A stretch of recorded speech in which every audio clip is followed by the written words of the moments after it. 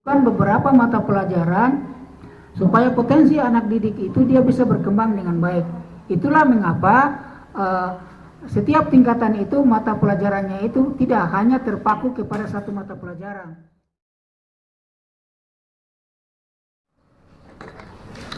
Bismillahirrahmanirrahim. Assalamualaikum warahmatullahi wabarakatuh. Waalaikumsalam warahmatullahi wabarakatuh. Alhamdulillah, alhamdulillahirrahmanirrahim. Salatu wassalamu ala rasulillah wa ala sahbihi.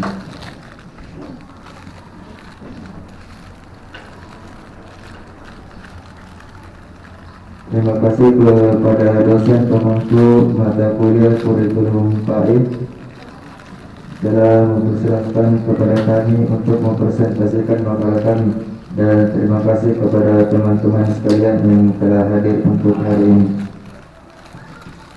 Kami dari kelompok 5 akan mempresentasikan makalah kami dengan judul peranan guru, orang tua, dan masyarakat dalam upaya perwujudan peserta didik pada materi kurikulum pendidikan di sekolah. Persilakan kepada pemateri pertama untuk memaparkan materinya.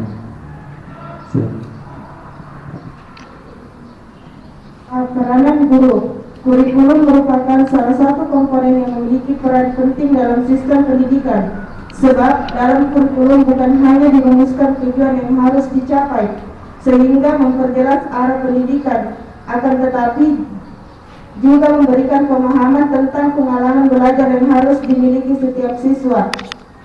Guru merupakan pelaksana utama kurikulum di sekolah karena guru memegang peranan penting dalam keseluruhan proses pembelajaran siswa untuk memperoleh prestasi dan kualitas hasil belajar siswa, guna dapat meningkatkan kualitas sumber daya manusia dalam berbagai bidang untuk menghadapi tantangan hidup pada era globalisasi ini. Guru sebagai perancang pengajaran, dia berperan untuk senantiasa menimbulkan, memelihara, dan meningkatkan motivasi siswa untuk belajar. Guru dalam hal ini mempunyai peran sebagai motivator keseluruhan kegiatan belajar siswa. Guru sebagai penilai hasil belajar. Guru berperan secara terus-menerus mengikuti hasil-hasil belajar yang dicapai oleh siswa dari waktu ke waktu. Hasil evaluasi ini merupakan umpan balik terhadap proses kegiatan belajar mengajar, guna meningkatkan kegiatan belajar mengajar selanjutnya. Sebagai direktur belajar, pada posisi ini guru tidak hanya melalui pendekatan instruksional, tetapi juga melalui pendekatan pribadi, keramahan, dan kasih sayang. Melalui pendekatan pribadi ini diharapkan guru dapat mengenal dan memahami siswa sehingga dapat membantu dalam keseluruhan proses belajar. Guru dalam melaksanakan tugas di lapangan juga menghadapi berbagai tantangan, terutama menghadapi kemajuan ilmu pengetahuan dan teknologi pada era globalisasi ini, seperti berbagai program inovatif sebagai upaya reformasi pendidikan seperti pendidikan berorientasi keterampilan hidup, pendidikan untuk semua, kurikulum berbasis kompetensi, kurikulum tingkat satuan pendidikan, manajemen berbasis sekolah. Hal ini juga merupakan tantangan bagi guru dalam mengimplementasikannya di sekolah. Selanjutnya akan dilanjutkan oleh materi kedua.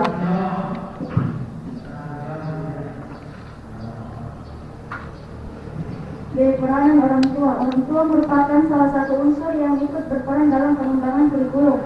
Peranan orang tua dalam pengembangan kurikulum berperan dalam dua hal, yaitu dalam penyusunan kurikulum dan dalam pelaksanaan kurikulum. Dalam penyusunan kurikulum mungkin tidak semua orang tua dapat berperan atau ikut serta, tetapi hanya terbatas kepada beberapa orang saja yang memiliki cukup waktu dan mempunyai latar belakang yang memadai. Peranan orang tua lebih besar dalam pelaksanaan kurikulum, lebih-lebih pada kurikulum 2013 yang lebih menitik beratkan pada pendidikan karakter. Dalam pelaksanaan kurikulum, terutama kurikulum 2013 yang berorientasi pada pengembangan pendidikan karakter peserta didik, diperlukan kerjasama yang sangat erat antara guru atau sekolah dengan para orang tua murid.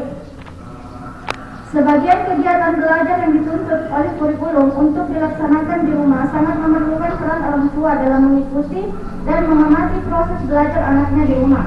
Orang tua juga secara berkala menerima laporan kemajuan anak-anaknya dari sekolah berupa lapor dan sebagainya. Lapor juga merupakan suatu alat komunikasi tentang program atau kegiatan pendidikan yang dilaksanakan di sekolah. Orang tua juga dapat turut serta dalam berpartisipasi dalam kegiatan di sekolah melalui berbagai kegiatan seperti diskusi, lokakarya, seminar, pertemuan orang tua atau guru, pameran sekolah dan sebagainya.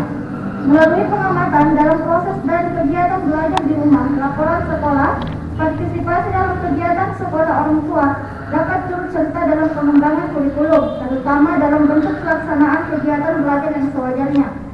Minat yang penuh, usaha yang sungguh-sungguh, penyelesaian tugas serta partisipasi dalam setiap kegiatan di sekolah. Kegiatan tersebut akan memberikan umpan balik bagi pengembangan dan penyempurnaan kurikulum.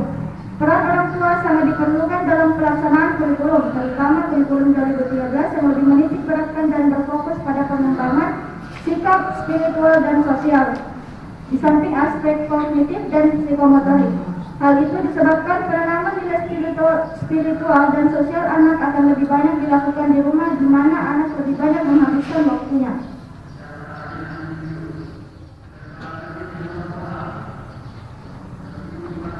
C. Peranan masyarakat. Negara Indonesia merupakan sebuah negara yang sangat menjunjung tinggi nilai-nilai demokrasi, termasuk demokrasi dalam pendidikan, sehingga pendidikan di Indonesia juga berasal dari rakyat, oleh rakyat, dan untuk rakyat. Dengan adanya demokratisasi pendidikan, maka para peserta masyarakat dalam pendidikan termasuk dalam pengembangan kurikulum merupakan sebuah keniscayaan. Dengan adanya demokratisasi pendidikan, maka masyarakat menjadi bagian tak terpisahkan dari suatu lembaga pendidikan atau sekolah. Meskipun hubungan antara sekolah dan masyarakat demikian erat, masyarakat tidak langsung berperan dalam kegiatan operasional sekolah. Masyarakat merupakan lembaga pendidikan ketiga setelah keluarga dan pendidikan di lingkungan sekolah. Bila dilihat ruang lingkup masyarakat banyak dijumpai keanekaragaman bentuk dan sikap masyarakat. Pendidikan dalam masyarakat bertujuan menyederhanakan status kehidupan masyarakat. Masyarakat merupakan salah satu lingkungan yang mendukung pendidikan seorang individu. Arena di dalam lingkungan masyarakat inilah seorang anak belajar bersosialisasi dan memperoleh keterampilan. Dalam lingkungan masyarakat dapat diperoleh pengetahuan dan keterampilan sekaligus dikarenakan di dalam masyarakat terdapat sumber-sumber belajar yang sangat banyak berkaitan dengan peranan masyarakat dalam pendidikan dalam Undang-Undang Nomor 20/2003 tentang Sidiknas Pasal 54 tentang peran serta masyarakat dalam pendidikan menyebutkan 1. Peran serta masyarakat dalam pendidikan meliputi peran serta perseorangan, kelompok, keluarga, organisasi, profesi, pengusaha, dan organisasi kemasyarakatan dalam penyelenggaraan dan pengendalian mutu pelayanan pendidikan. 2. Masyarakat dapat berperan serta sebagai sumber, pelaksana, dan penggunaan hasil pendidikan. 3. Ketentuan mengenai peran masyarakat sebagaimana dimaksud dalam ayat 1 dan ayat 2 diatur lebih lanjut dengan peraturan pemerintah.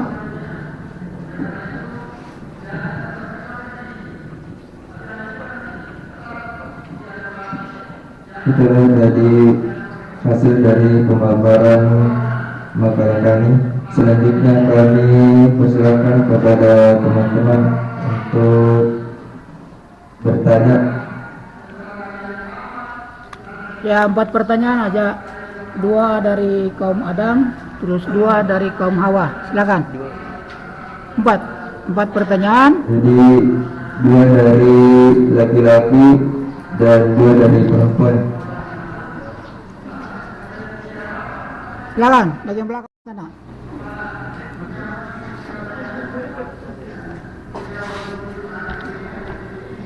Bismillahirrahmanirrahim. Assalamualaikum warahmatullahi wabarakatuh. Nah, sebelumnya kami ucapkan terima kasih Nah, tentu saja kurikulum dibuat untuk mencapai tujuan belajar. Tentunya dengan hasil belajar yang baik, salah satunya siswa berprestasi. Nah, pertanyaannya, sudah ada kurikulum. Kira-kira kalau hasil belajar tidak dicapai, yang disalahkan siapa? Apakah benar perkataan dosen kita beberapa pertemuan yang lalu bahwa kalau ada pelajar atau siswa yang tidak mencapai hasil belajar yang baik, maka yang salah bukan siswanya, akan tetapi pengajar. Apakah benar demikian? Tolong dijelaskan dan apa solusinya.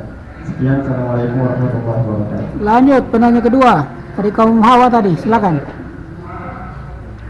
Komaran dulu ya, silakan. Bismillahirrahmanirrahim. Assalamualaikum warahmatullahi wabarakatuh.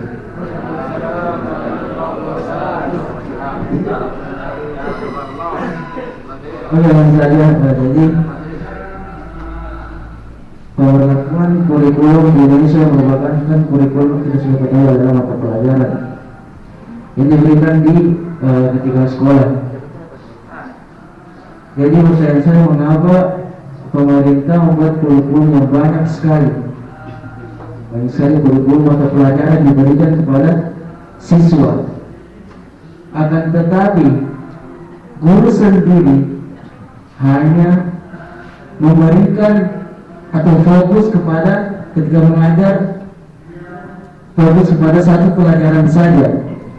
Ini membuktikan bahwa mereka sudah mengetahui bahwa guru tidak mungkin mampu mengajarkan berbagai macam pelajaran. Tetapi mengapa siswa disuruh untuk mengetahui semua mata pelajaran? Sekian, assalamualaikum warahmatullahi wabarakatuh. Oke, masih ada dari kaum Hawa, silakan. Cukup dari kaum laki-laki. Yang perempuan oke, kasih bagian belakang sana.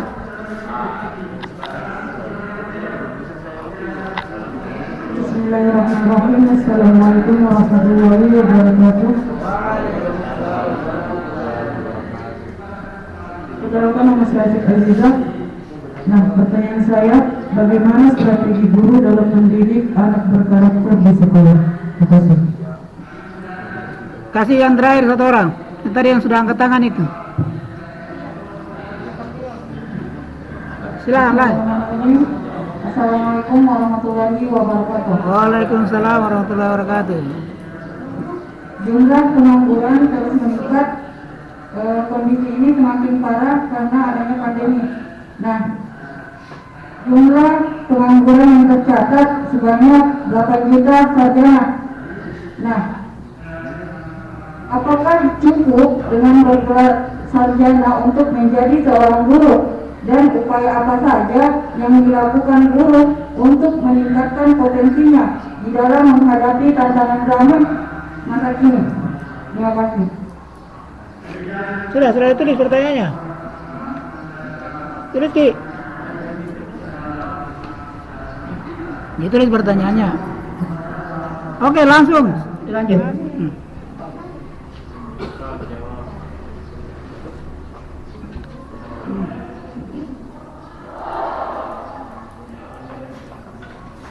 Bismillahirrahmanirrahim. Saya akan menjawab pertanyaan dari Mas Rahman. Pertanyaannya, mengapa banyak sekali pembelajaran yang diberikan kepada seorang murid, padahal gurunya saja mengajarkan satu mata pelajaran, lantas memberikan berbagai macam mata pelajaran. Tujuan sekolah memberikan banyak pelajaran bukan untuk menjadikan siswa ahli di semua pelajaran, melainkan cukup mengerti hal-hal dasar mengenai pelajaran tersebut. Seorang siswa dianggap sudah memadai jika nilainya sesuai dengan kriteria yang sudah ditentukan. Dan setiap mata pelajaran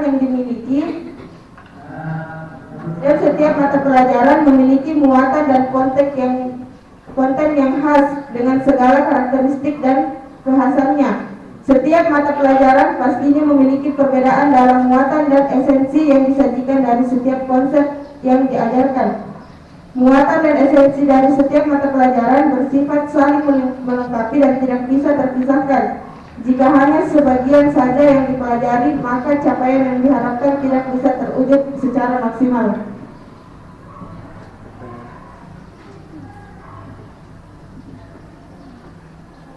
Mungkin ada dari kelompok pemateri untuk menambahkan teman yang lain. Kenapa guru hanya disuruh mengajar satu mata pelajaran atau satu materi pelajaran, sementara siswa harus belajar mata pelajaran banyak sekali? Ada?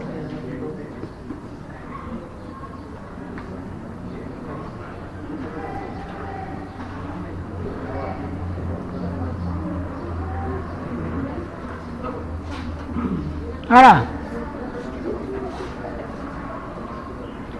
Atau mungkin dari peserta diskusi ada yang menambahkan?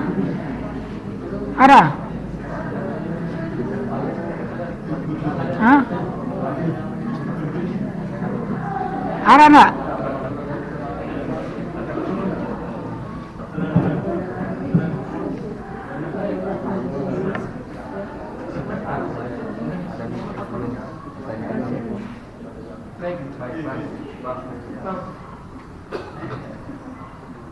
Terima kasih temannya sana, itu ada yang mau menambahkan. Silakan. Baik, terima kasih lagi. Sedikit menambahkan apabila alasan pemerintah memberikan kurikulum ataupun banyak mata pelajaran terhadap siswa, kemudian yang mengajar ataupun guru yang mengajar hanya fokus mengajar satu mata pelajaran saja. Nah, pertama kita ketahui bahwa yang mengajar guru maupun dosen kita pun pernah belajar semua yang diajarkan oleh mereka. Artinya kita belajar banyak, guru kita pernah belajar banyak. Artinya belajar mencari di mana letak kemampuan siswa, di mana letak minat.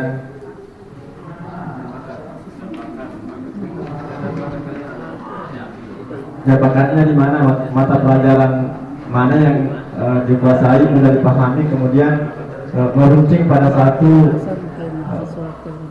pelajaran yang bisa dijadikan fokus. Yang mungkin sekian.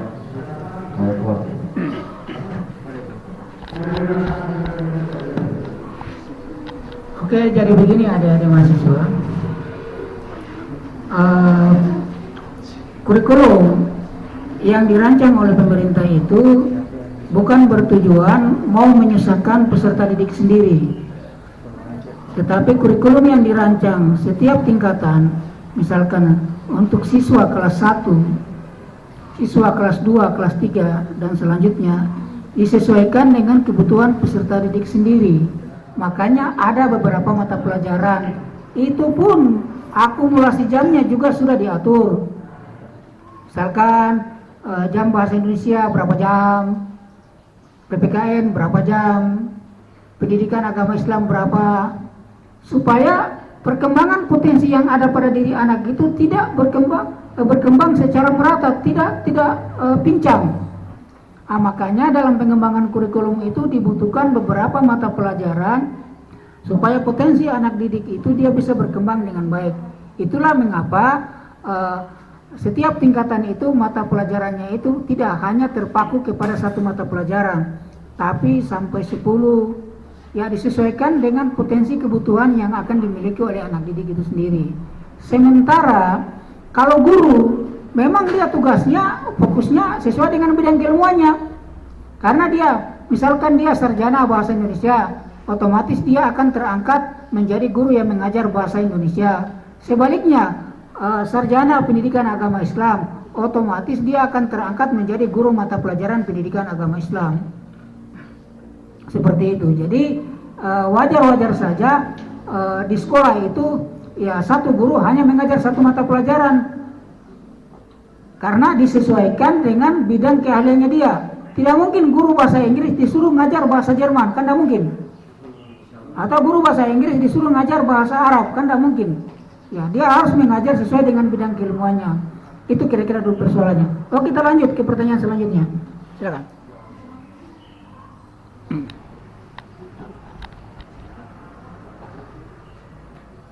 Nah, pertanyaan selanjutnya. Baiklah, saya akan menjawab pertanyaan dari saudari Nurafiat. Apakah cukup hanya dengan bergelar sarjana untuk menjadi seorang guru? Nah, guru harus sarjana karena perkembangan dunia pendidikan yang semakin maju menuntut guru lebih berprofesional dan menguasai bidang pendidikan yang digelutinya. Setiap periode selalu ada pembaruan dalam bidang pendidikan, dan hal tersebut juga mempengaruhi pendidikan di universitas yang akan menghasilkan calon guru yang profesional dan mampu beradaptasi dengan perkembangan dunia. Oleh karena itu, sejak tahun 2015, pemerintah mewajibkan semua guru harus sarjana dan memiliki sertifikat pendidik, sebagaimana dalam Undang-Undang Nomor 74 Tahun 2008, Pasal 2, guru wajib memiliki kualifikasi akademik, kompetensi, sertifikat pendidik, sehat jasmani dan rohani, serta memiliki kemampuan untuk mewujudkan tujuan pendidikan. Jadi kesimpulannya, kenapa guru harus sarjana? Ya harapannya cuma satu, agar betul-betul guru tersebut mengajar secara profesional, karena lingkup keilmuan bidang sarjana itu kan sudah luar biasa. Kalau dulu masih ada di dua, tapi dengan lahirnya undang-undang tentang guru dan dosen, maka diharapkan guru itu lebih meningkatkan lagi bidang keilmuannya dengan standar minimal sarjana. Ibaratnya adik-adik, kalau sarjana mengajar pendidikan dasar dan menengah itu masih oke, tapi jangan sampai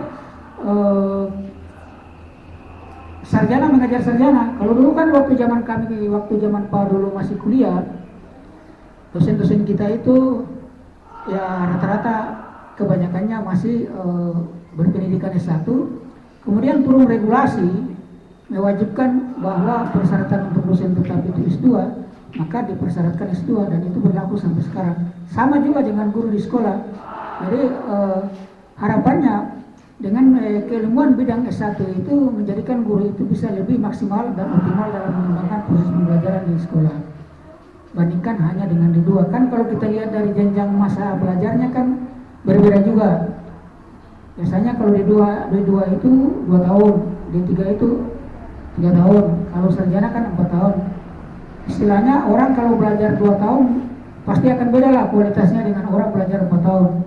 Sama juga orang berpendidikan S1 akan pasti beda kualitasnya dengan orang berpendidikan S2. Istilahnya pengalaman pendalaman keilmuannya itu berbeda. Jadi itu persyaratannya, karena diharapkan kompetensi bidang keilmuan guru itu semakin meningkat. Makanya rata-rata guru itu diarahkan yang dulunya itu masih D2 atau D3 diarahkan untuk melanjutkan pendidikan seperti itu. Nah, tidak menolak kemungkinan kalau ada guru yang tidak bisa melanjutkan proses pendidikannya ke sarjana sementara ia sudah terangkat jadi guru, bisa jadi dia akan dipindahkan ke staf administrasi seperti itu. Oke, lanjut pertanyaan berikutnya. Yang ketiga, iya. Baiklah, saya akan menjawab pertanyaan dari Wafis Asisa. Strategi pelaksanaan pendidikan karakter yang diterapkan di sekolah dapat dilakukan melalui 4 cara, yaitu pembelajaran, keteladanan, penguatan, dan pembiasaan. Apa pertanyaannya itu? Strategi apa yang dilakukan? Strategi pelaksanaan pendidikan karakter yang diterapkan di sekolah. Oh, iya.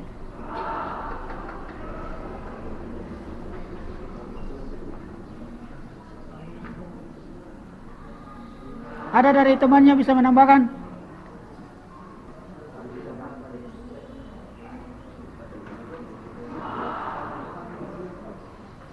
Atau mungkin peserta diskusi?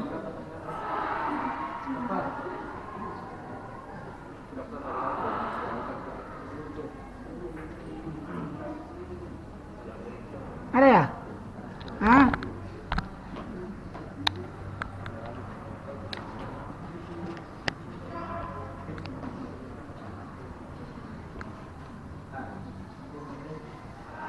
Ada. Jadi kesimpulannya begini adik-adik. Dalam melaksanakan proses pembelajaran yang diterapkan guru dalam upaya mewujudkan peserta didik bisa berkualitas pada mata pelajaran yang diajarkan, esensinya adalah guru harus mengembangkan karakter peserta didik disesuaikan dengan ciri khas mata pelajaran yang diajarkan. Contoh, kalau pelajaran agama taruhlah materi yang diajarkan ada akhlak, maka karakter yang dibangun adalah karakter akhlak. Sebaliknya, dalam mata pelajaran lain pun juga dia dapat mengembangkan karakter yang dia ingin capai yang akan dibentuk kepada peserta didiknya juga harus disesuaikan dengan ciri khas mata pelajarannya. Jadi jangan sampai kita sebagai tenaga pendidik mengajar ilmu agama, karakter yang ingin kita bangun adalah karakter yang bukan berbasis bidang keilmuan kita, itu menyalahi. Nah, jadi yang jadi patokan utama adalah muatan kurikulum itu betul-betul harus dikuasai dengan baik, sehingga implementasi nilai-nilai karakter yang akan diwujudkan kepada peserta didik itu bisa diwujudkan dengan baik. Seperti itu. Nah, terus dalam upaya mewujudkan karakter peserta didik, guru juga dituntut ya harus menerapkan pola-pola pembelajaran yang tidak membuat peserta didik itu menjadi bosan. Pola-pola pembelajaran yang harus diterapkan adalah pola-pola pembelajaran yang membuat peserta didik itu bisa termotivasi, semangat mengikuti proses pembelajaran, antusias memperhatikan materi yang diajarkan, menerapkan metode secara bervariatif, menggunakan media yang memudahkan peserta didik, yang ujung terakhirnya adalah secara pengetahuan peserta didik menguasai materi pelajaran yang diajarkan. Secara karakter, materi yang diajarkan itu bisa terbentuk dalam pribadi peserta didik, lalu secara implementasi dalam kehidupan, nilai-nilai ajaran materi yang diterima dari gurunya itu mampu terimplementasi dalam perilaku kehidupan sehari-hari. Apalah artinya kita mengajar seorang peserta didik kalau ia secara pengetahuan menguasai materi yang diajarkan, tetapi secara karakternya berbeda, itu kan kita tidak berhasil itu. Karena wujud terakhir daripada setiap proses pembelajaran itu adalah terbentuknya, terimplementasinya karakter mata pelajaran yang diajarkan itu dalam diri peserta didik dalam kehidupan nyata, baik dalam kehidupan secara pribadi, kehidupan di dalam lingkungan keluarga, kehidupan di lingkungan masyarakat, maupun berbangsa, bernegara, dan beragama. Itu esensinya. Oke, lanjut. Pertanyaan selanjutnya, yang terakhir. Apa tadi itu? Pertanyaan terakhirnya. Baiklah, kami akan mencoba menjawab pertanyaan dari saudara Hasil. Sudah ada kurikulum. Kira-kira kalau hasil belajar tidak tercapai, siapa yang disalahkan?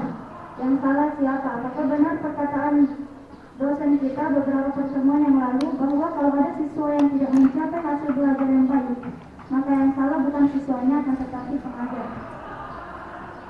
Silakan dijawab. Dapat disimpulkan bahwa kegagalan suatu kurikulum bukan disebabkan oleh kelemahan kurikulum itu sendiri. Perubahan kurikulum bukan berarti bahwa kurikulum sebelumnya itu jelek atau gagal. Kurikulum pendidikan mutlak harus selalu ditinjau kembali dan disempurnakan setiap saat. Kurikulum harus dapat membekali peserta didik dengan kecakapan hidup yang dibutuhkan sesuai dengan zamannya. Lalu, hambatan atau kegagalan implementasi tersebut terletak pada pola pikir pendidik dan tenaga pendidik, bukan pada siswanya. Ada yang lain bisa menambahkan?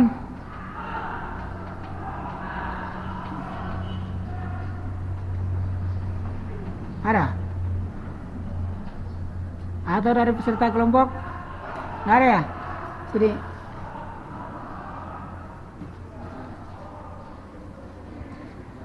Jadi begini adik-adik mahasiswa, kalau kurikulum telah dibentuk terus diajarkan kepada peserta didik, lalu hasilnya ternyata ada peserta didik atau peserta didik tidak dapat menguasai materi pelajaran, betul, beban yang paling utama itu terpusat pada pihak guru, karena gurulah yang melakukan proses transfer pengetahuan kepada peserta didiknya.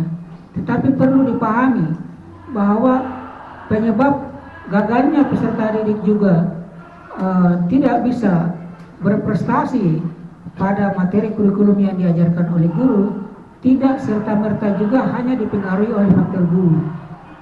Bisa juga dipengaruhi oleh faktor peserta didik sendiri, bisa juga dipengaruhi oleh faktor orang tua, bisa juga dipengaruhi oleh faktor sarana dan prasarana, bisa juga dipengaruhi oleh faktor lingkungan. Satu contoh sederhana, gurunya sudah mengajar luar biasa, menerapkan metode secara bervariasi, menyampaikan materi dengan bahasa yang mudah dipahami oleh peserta didiknya, sehingga saat diajarkan materi pelajaran tersebut dipahami dengan baik oleh peserta didiknya. Tetapi ternyata saat peserta didik itu pulang ke rumah, sampai di rumah materi itu sudah tidak pernah dibuka. Nanti 1 minggu kemudian ada disampaikan bahwa kita akan melaksanakan ujian semester. Siswanya santai juga. Nanti besok, taruh lama, hari ini besok sudah mau dilaksanakan semester mata pelajaran pendidikan agama Islam. Baru siswanya itu mulai gerasak gerusuk, buka bukunya dari A sampai Z. Saya rasa jangankan siswa, mahasiswa sekalipun disuruh 1 malam hafal itu buku. Setahu saya kalau buku mata pelajaran pendidikan agama Islam itu tebalnya itu lumayan lah. Itu antara 150 sampai 200 halaman. Kira-kira bisa dihafal tidak dalam 1 malam? Kan tidak mungkin. Jadi harusnya juga dalam upaya mewujudkan peserta didik yang berkualitas itu didukung dari kesigapan belajar dari peserta didik. Memang benar, beban utama pembelajaran pendidikan penyampaian materi kurikulum itu keberhasilannya itu ada di pundak guru, karena guru yang melakukan transfer pengetahuan. Tetapi banyak faktor lain juga bisa mempengaruhi. Seperti tadi, setiap guru mengajar dipahami semua, tapi siswanya tidak pernah mengulang materi pelajaran di rumah. Dia lebih sibuk main dengan teman di lingkungan, hari-hari seperti itu. Sebaliknya juga, orang tuanya karena kebutuhan hidup sibuk terus di luar rumah, tidak pernah bertanya kepada anaknya, tidak pernah mengontrol kegiatan belajarnya, dan tidak pernah bertanya kepada gurunya di sekolah bagaimana kondisi anaknya di sekolah prestasinya. Sebaliknya juga, guru tidak pernah melakukan komunikasi dengan orang tua tentang kondisi anak tersebut. Maka otomatis saya yakin dan percaya kalau kondisi anak seperti begini, dipastikan nilainya tidak akan maksimal. Sebab tidak ada orang tiba masa tiba akal untuk bisa belajar dengan maksimal dan bisa mencapai hasil yang maksimal. Butuh proses yang lama.